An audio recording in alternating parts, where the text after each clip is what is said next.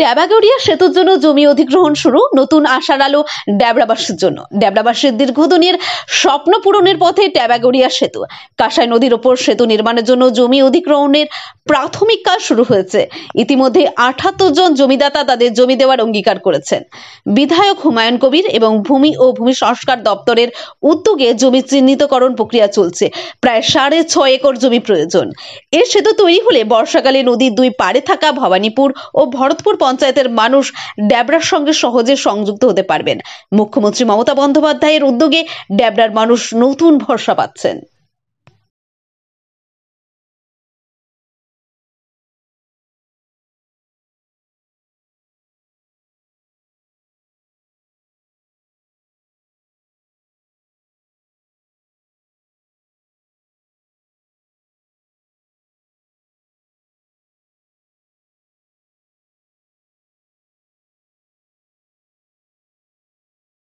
ভেঙে গেছে তখন এটাই অসুবিধা হয়ে গেছে, বেশি অসুবিধা ছিল। হ্যাঁ। এখন আপনি বাড়ি পেয়েছেন, মানে এখন বাড়ি আপনার পাবো বলেছি, সবাইকে আশা দিয়েছি যে বাড়ি পাবো।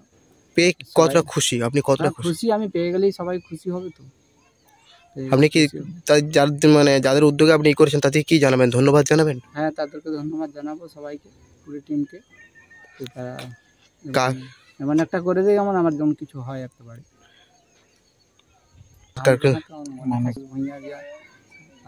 নাম মনে থাকেনি তো আমার, প্রদীপ দা আর বাকি ডিএম সাহেব যে আছে, আর এখানে তাজুদা আছে, সবাইকে আমি ধন্যবাদ জানাই, বিডিও সাহেবকে। আপনার নাম? শেখ মোহাম্মদ ইসাক, বাড়ি বীরসিংপুর। এই বাড়ি বন্যার ক্ষতিগ্রস্ত হয়েছে, বন্যা হলে তারপর আপনি আবাস যোজনা বাড়িও পেয়েছেন, কি বলবেন, কি জানাবেন?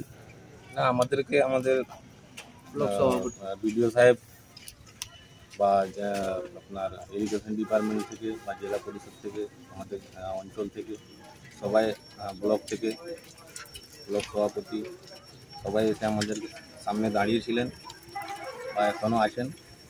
ওনারা কথা দিয়েছিলেন যে যতটা পারে আমাদের সহযোগিতা করে দেওয়ার জন্য।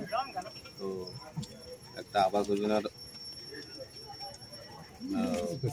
স্পেশাল গ্রাউন্ডে একটা আবাস যোজনার ব্যবস্থা করে দিয়েছি। ওনাদের কি ধন্যবাদ জানাবেন?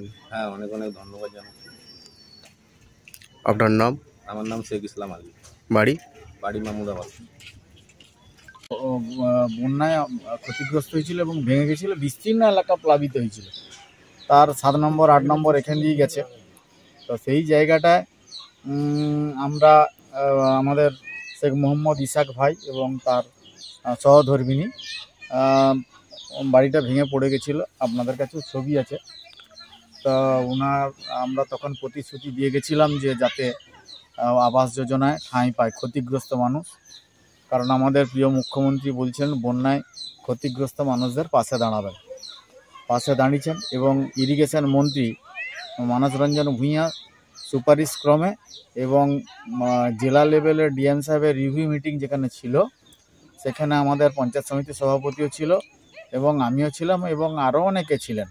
তো তাতে সেখানে আমি প্রসঙ্গক্রমে ইসাক ভাইয়ের নাম উত্থাপন করছিলাম এবং ডিএম সাহেব কথা দিয়েছিলেন যে উনি ওনাদের পাশে থাকবেন এবং বারবার ওনাদের খোঁজ নিয়েছিলেন। শুধু এই বীরসিংপুরে একটা নয়, নন্দাবাড়িতেও 3টা, টোটাল 4টা বাড়ি, যেখানে বাড়ি ছিল নদীর বাঁধ সেখানেই ভেঙে সেই বাড়িগুলো ক্ষতিগ্রস্ত হয়ে গেছিল। এই 4টা বাড়ি স্পেশাল গ্রাউন্ডে